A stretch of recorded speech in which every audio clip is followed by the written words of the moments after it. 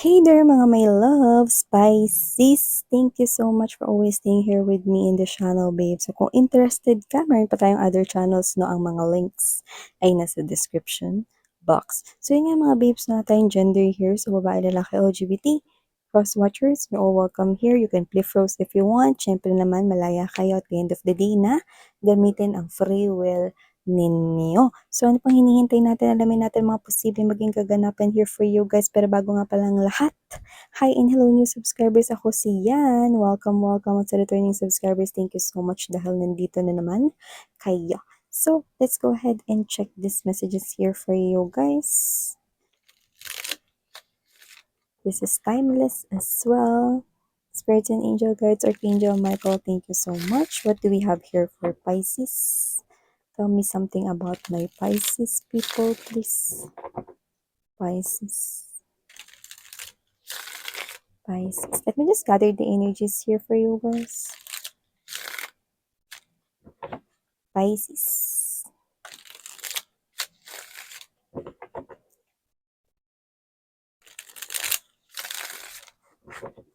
Pisces.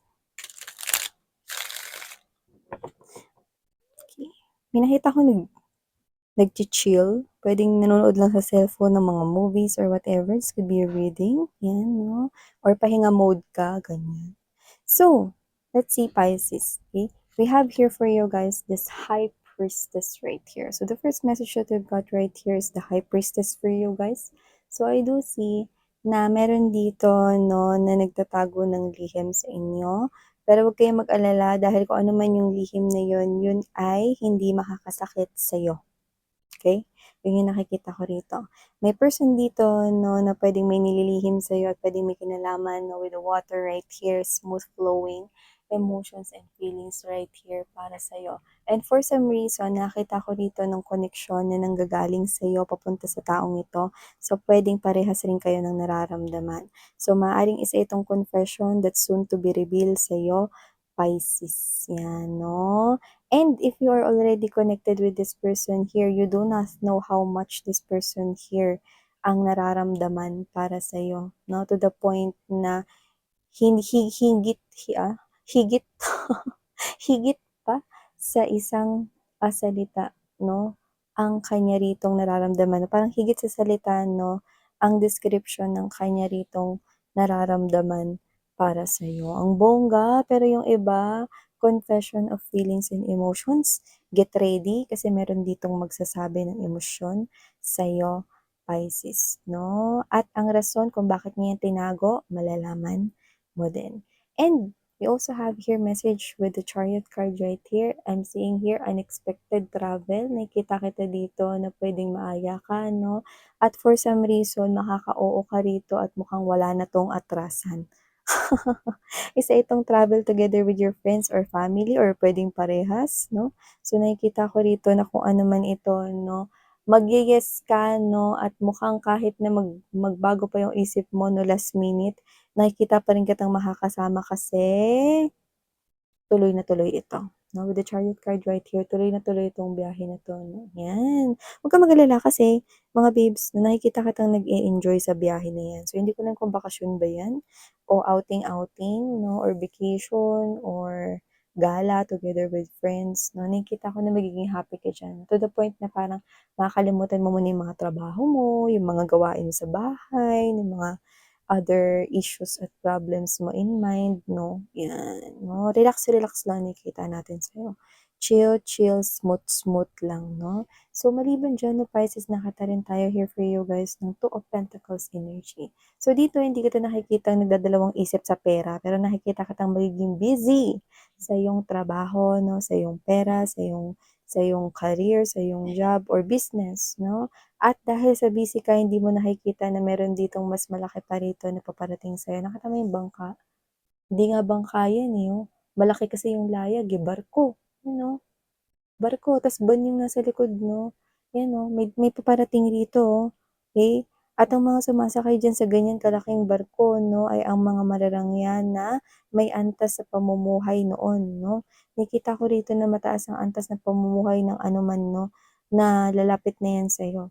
'no? Nakita ko rito na 'yang malaking barko na 'yan 'no, ay isang oportunidad po pagdating sa pera na hindi mo nakikita dahil nakatalikod ka rito, babes. So, nakikita ko here 'no, na ito ay paparating sa'yo 'no, habang busy ka 'no, na ginagawa ang iyong trabaho, ang iyong mga, negosyo 'no, kung negosyo naman yung inaasikaso mo 'no. Busy ka rito sa sarili mong life, sa iyong money, sa pentacles mo, Pisces 'no, kaya hindi mo alam na paparating 'yan.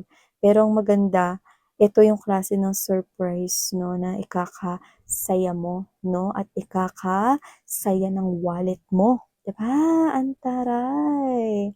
Malaking oportunidad 'yan na nakikita kong hindi ka mag-no-no. 'Yan 'no, siyempre naman yes na yes tayo rito sa pag-angat ng pera ninyo, Pisces, 'di ba? Sino ba naman ang ayaw niyan? So, we also have here Pisces for you, the Six of Swords energy. So, dito naman mga mahal na nakikita ko rito na meron ditong gustong lumapit sa inyo. 'No? At itong person na 'to 'no, ito, hindi naman tayo judgmental. Pero itong person na 'to 'no, hindi naman siya normal lang 'no, pero parang yung iba kasi sinasabi, parang naririnig ko na inaasar siya na parang pangit or may pangit sa kanya, yung mga gano'n 'no. May nakikita ko rito 'no, pero napakaganda ng kalooban nitong tao na 'to, napakabusilak 'no. Kumbaga, mga babes 'no, yung ibang tao na puwedeng nakikita siya na ganyan or parang hindi naman siya pogi, hindi naman siya gwapo, hindi naman siya maganda daw, mga gano'n 'no. May mga nakukuha tayong gano'n na puwedeng nararanasan or naririnig niya sa iba 'no. Pero kung sino siya, lumalabas siya rito bilang ang ganda ng kanya ritong puso at ang ganda ng ugali niya, 'no? At kung bakit siya lalapit sa'yo rito 'no, nakikita ko rito mga babes 'no, na kasi totoo ka sa kanya, mabait ka talaga sa kanya, 'no? Kaya kung sino man 'to na baka meron ka someone around you 'no, na parang siguro binubuli-bully or parang inaasar siya 'no, or merong particular na parang inaasar sa kanya, 'yan 'no. So dito, lalapit siya sa'yo kasi alam niya 'no, na parang totoo ka sa kanya, genuine yung sinasabi at mga ginagawa mo sa kanya 'no. So puwedeng kaibigan mo ito or gustong makipagkaibigan sa'yo, 'yan 'no. Mabait siya 'no, at saka yung mga judgemental na kapaligid sa kanya 'no, perfect ka, perfect ka.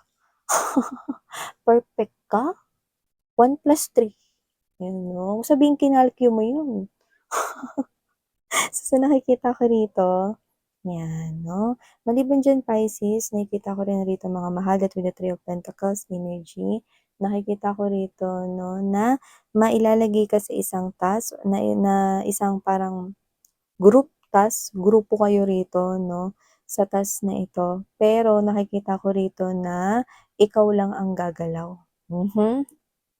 So, yung mga teammates mo ay tamad. So, puwedeng school activity ito para sa mga haxing or students diyan or nag-aaral pa or yung iba naman 'no, puwedeng nagtatrabaho ta's nag-aaral rin. Puwede rin naman mga babes 'no, na kung sino man itong nakaka-resonate rito 'no, basta mapupunta kayo sa isang grupo pero ang gagalaw ay isa lang 'no, at walang iba kundi ikaw.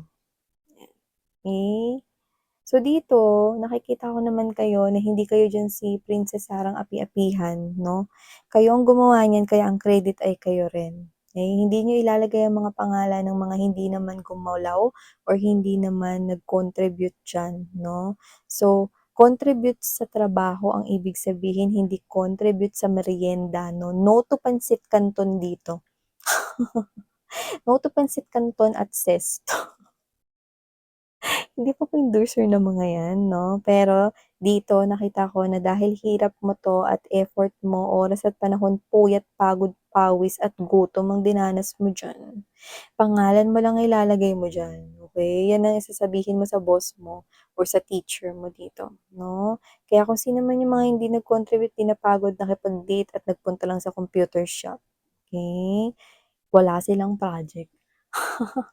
Or kung yung may incentives man 'to 'no, para dun sa mga nagtatrabaho, nakikita kong sa'yo lang mapupunta 'yan, okey? Well, huwag kang mag-alala 'no, alam mo yung ganyan, tama lang 'yan 'no, kasi hindi mo naman pinapakita yung malditang side mo, tinutulungan mo rin na kumilos ang mga katrabaho mo or mga nasa paligid mong tamad 'no, on their own 'no. Isa 'yan ritong parang, mensahe na hindi mo tino-tolerate ang mga ganitong gawain. ba? Tama. And we also have here for you, Pisces, Eight of Swords energy. Nakikita ko rito, no, na meron kang iisipin sa mga susunod na darating na linggo for you guys, no. Itong iisipin mo na 'to 'no, is puwedeng magtatagal siya sa isipan mo kasi hindi mo alam kung ano yung gagawin dito. Posibleng meron kang options na maisip, okey? Puwedeng meron ka ritong mga bagay na magkakaroon ka rito ng mga choices 'no, pero hindi ka makakapagdesisyon agad. So, puwedeng kahit na ano 'yan, puwedeng may kinalaman sa love life, puwedeng may kinalaman sa pera 'no. Pero nakikita ko rito 'no, na kung ano man 'yan 'no, puwede ring personal life 'yan ninyo, okey? Hindi ka kaagad diyan makakapag-move forward 'no. Pinag-iisipan mo pa 'yan mabuti, hindi ka pa makakapagdesisyon diyan. Ibig sabihin importante talaga 'yan, 'yan 'no. Ibig sabihin importante talaga 'yan na pagdesisyonan mo at 'wag magpadalos-dalos 'no. So, kung ano man 'yan 'no, nakikita ko rito na magkakaroon ka rito ng parang sleepless nights 'no, kung saan puwedeng mapuyat ka rin talaga. Pero nakikita ko rito na daan lang ito 'no at, temporary lang 'yan 'no. Lalampas at lalampasan mo rin 'yan, okey? Ang importante hindi ka nagmadali at makakagawa ka ng desisyon dahil nag-isip kang mabuti, 'di ba? And for some reason yung iba nakikita ko may kinalaman 'yan sa kontrata at pakikipag-deal sa iba. Okay, when we say deal, puwedeng may kontratang involved talaga, papeles, dokumento, okay. So, siyempre dahil may dokumento na talagang nakalatag 'no, kailangan na basahin itong mabuti at intindihing mabuti 'no, alamin ang mga consequences, advantages, disadvantages, and see every angle of that agreement before you sign, 'di ba? So, yun yung importante dun. Kinalaman man yan sa pag-purchase ng bahay, kinalaman man siya sa kontrata, may kinalaman sa trabaho or pakikipag-deal, review it 101% first, okay? And let's see here more. Temperance energy, Nine of Cups right here, no, and the Five of Wands. Uy, meron ka ditong wish, no, na matagal mo nang pinaglalaban, no. Finally, divine timing is now. Nakita kong darating na yan, destined na yan na makarating sa'yo ngayon, no. Like 2024, this year, you're gonna get it. And whatever that is, it's coming here. And for some reason, I'm seeing, no, na yung iba sa inyo na hindi niyo pa natatagpuan ang inyong one true love, this is also standing out. Someone here is traveling towards you that will be your one true love from here. And this person here is embodying here that type of fire in his or her energy. Could be a fire sign, but it could be any zodiac sign as well. Ibig lang kasi sabihin nun that has a fire. Ibig sabihin 'no, blazing ang magiging passion niya, nag-aalab, naglalagablab for you. And for some reason sa laki ng buwan na yan na mas halos lumaki na rin dito sa Wheel of Fortune, ibig lamang sabihin na 'to na hindi mo ito nakikita pero ito ay parating na. Ayan oh, kita mo, arriving 'no.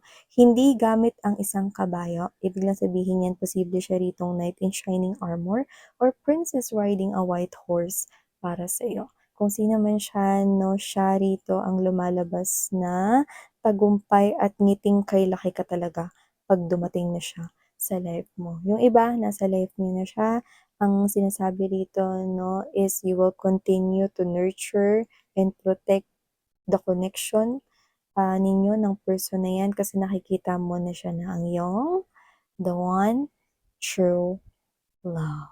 Wow! So yeah, these are all the messages right here arrived in time for you guys. Okay? Do not rush into doing this. Think about it first, whatever contract it is before you sign. Make sure you read it all and you understand it really well. Okay? So thank you so much. Pisces, sarang hayo, love and light. Annyeong.